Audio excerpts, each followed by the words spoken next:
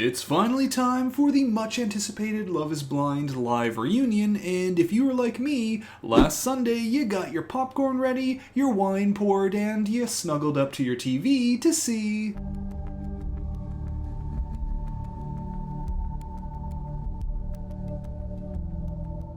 Well, we're waiting. I wish I was way drunker. So in a panic, we all rushed online to see if this live reunion was failing for anyone else, and honestly, that was the most entertaining part of my night. And ever I had. My personal favorite was the person who claimed to have live footage of the people in charge of the reunion and then showed this. Hello, hello?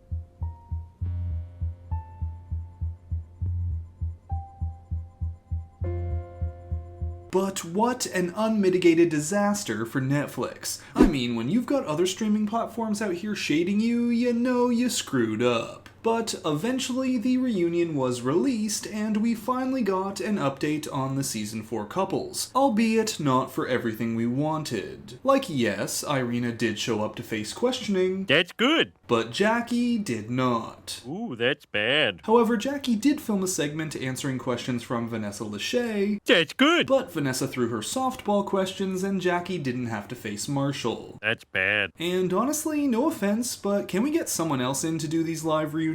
Like, can we have all the viewers vote for one of us to come in, just some regular person, and ask all the questions? Cause that's the only way I feel like we'd all truly be satisfied. But okay, first things first, yes, all 3 of our married couples are still happily married. Probably the most contentious of the 3, in the eyes of the viewers at least, was Kwame and Chelsea, who all through this reunion state that what we saw on the show was just a small fraction of their love story. But they get that everything with Micah understandably distracted from that. Now at this point, they do show us a clip that never aired of Micah and Chelsea squashing their beef. From what you told me in the pods, you were breaking up with him. And from what he told me, he was breaking up with you. So you guys were like breaking up with each other in your own ways? Yeah. But here's the big question mark. Was Kwame actually as interested in Micah post-pods as the show made us believe? Well, first, Kwame apologizes to Chelsea, her family, and the quote fans who believe in their relationship for everything we saw this season. But Kwame says that after putting it all out there with Micah and saying he was ready to propose, the two still had a couple more dates after that where it became clear that they were not meant to be together, something we didn't see in the final edit. At which point, Nick says, Thinking back to your reaction to your and Micah's last date in the pods, it seemed like it was a fairly emotional reaction on your part. If you knew that you were kind of heading in separate directions, why were you so emotionally moved at that moment? Cause yeah, here's Kwame's reaction to their final date. Well, Kwame says that even though he moved on, it still hurt to separate from someone he had connected with, and he was just processing his emotions. But he does take ownership for not handling the breakup and everything in Mexico maturely. Oh, and yes, Chelsea has met Kwame's mom. Next up, we move on to Zach and Bliss, where first, they address Zach's new bromance with Bliss's tough guy dad. And I'm happy to say that he and Zach are best buds, and they talk, you know, they can't stop talking to each other when we're at dinner or whatever. It's so cute. And he is paying for a honeymoon for us to go to Panama. But of course, we wouldn't be able to really get into these two's journey this season without bringing in Irina. Now, first of all, I do want to commend Irina on one thing, and one thing alone, having the balls to actually show up to the reunion, unlike someone else we know. But Irina is like the only person who gets any heat for their actions on the show. Cause while she's out here saying it sucked to see how she acted, and she truly rooted for Zach and Bliss, Vanessa and Nick are silent, and it takes Zach to come out and say, You did a lot of things that hurt a lot of people, including me. You only see 10% of it on the camera. I mean, if we're real, you went on this show to get famous. Thank you! So Zach and Bliss say they've forgiven Irina, but it's hard to hear that she's rooting for them when she told Zach as they broke up that he hoped he was able to find love with Bliss, but then she messaged Bliss that she dodged a bullet. There was a message sent, you know this, we all know it. You did tell me when you landed in Mexico that I dodged a bullet.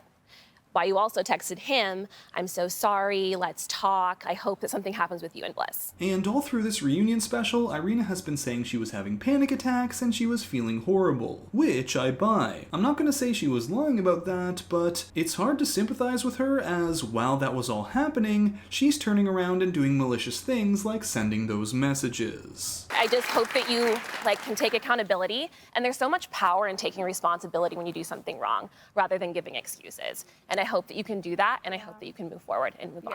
However, at this point, Bliss is also like, that's it, we've moved on. It's been over a year, and this is no longer a part of our lives or our marriage. So, things now shift to Micah and Irina's relationship, and Irina's flirting with Paul, where Paul states that he and Micah discussed their boundaries for their relationship, and flirting was not one of them. Micah and I, we had delineated what the boundaries were of what's okay, in terms of flirting and what is infidelity, and that was physical intimacy. That was the boundary, and I knew what I was willing to do and what I wasn't. And Paul says that this is also why he wasn't bothered with Micah talking and flirting with Kwame. But very quickly, this section with Paul becomes all about him having to defend himself. They show this TikTok that's gone around alleging that Paul groped a bridesmaid after ending things with Micah, which is a real stretch. Paul says that it was nothing other than him gesturing an apology for bumping into her with his shoulder. But then, of course, there's the discussion of him saying no to Micah at the altar. If Paul had said yes,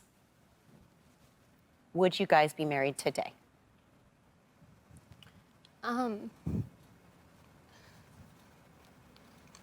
Well, we're waiting.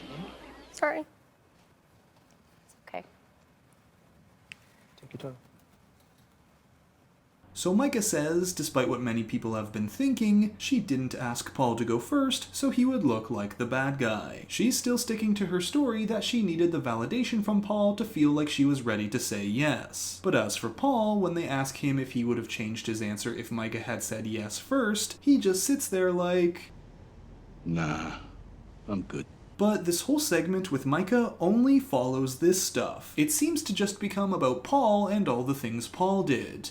Yes, him saying he doesn't think she'd be a good mother was a step too far, something Paul apologizes for, saying he meant to say he couldn't see us as parents, but at no point is Micah held accountable for the bullying from the pods. At this point, pretty much all of the questioning either goes to Irina or Paul. And once again, it takes Zach to come in for us to get any kind of mention of Micah's transgressions. What was happening behind cameras is not what you're seeing. What she was saying about Paul, what people have told me about the conversations that she had, it sounds like she never was talking about getting married to Paul.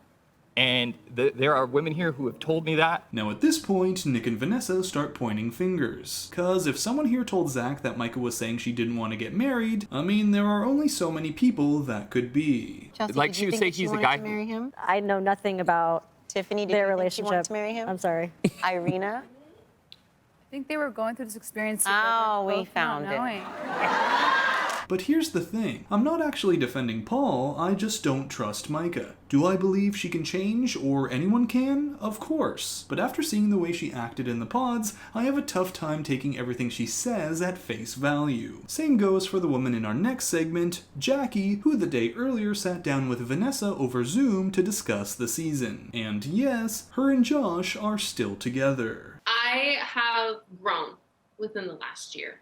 That person that I've seen was a totally different Jackie. Okay, we'll see about that. Now first, Jackie claims that she broke up with Marshall before the scene where she kissed Josh. So I broke up with Marshall before I saw Josh at the coffee shop. It looks like I'm a cheater, and I am not a cheater. Which I can buy, but if true, that doesn't change all that much. It doesn't change how she treated Marshall, it doesn't change that she was emotionally invested in another man while still with Marshall, and it doesn't change that it only took her a day or two to jump ship. We just were not meant to be, and we both deserve to be happy. You know why you're not meant to be? Because you have that guy next to you. I want to roll my eyes right now, but the doctor said if I keep doing it, my ocular muscles might spasm and eject my eyeballs. I'm dying to know. You kept the ring. Yes, ma'am, I have the ring still. She said, yes, ma'am. Marshall wanted the ring back because he wanted to propose to another castmate.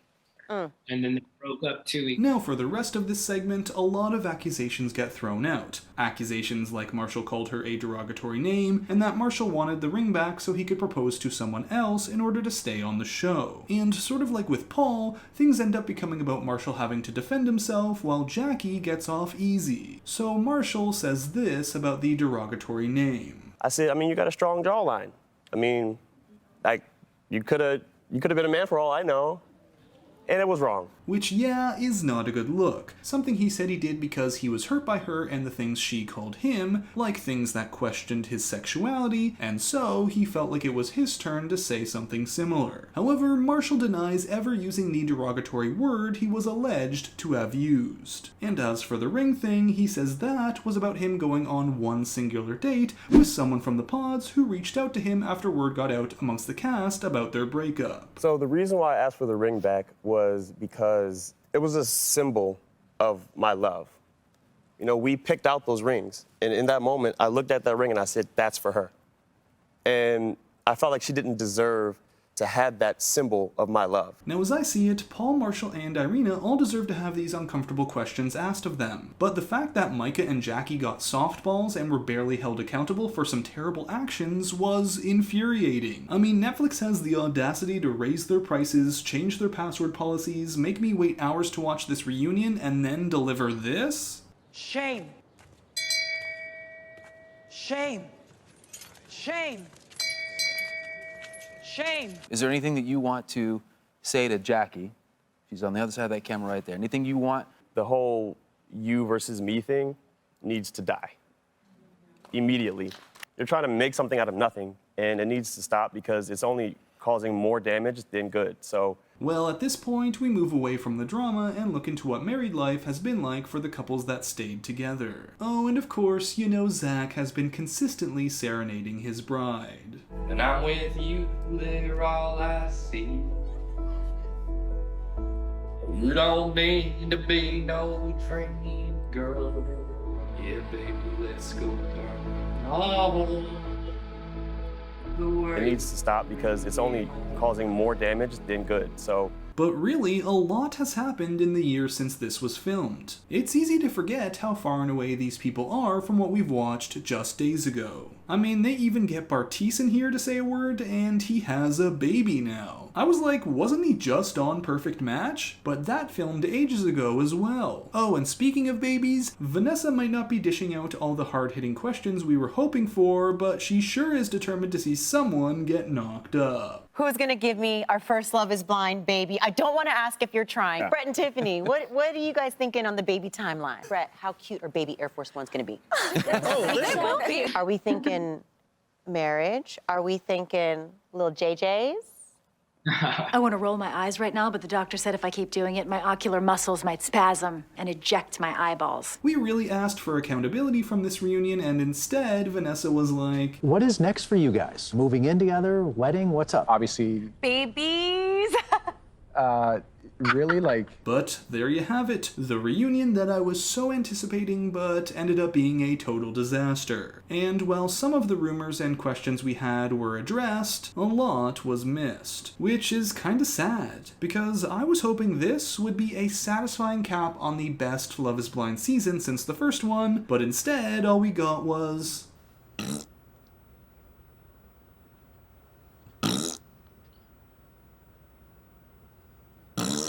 So,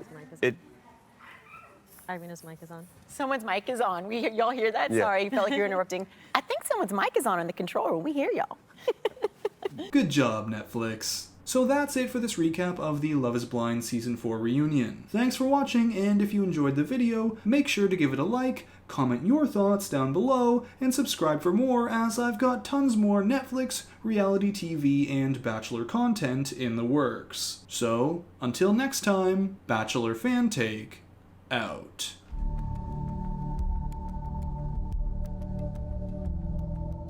Well, we're waiting.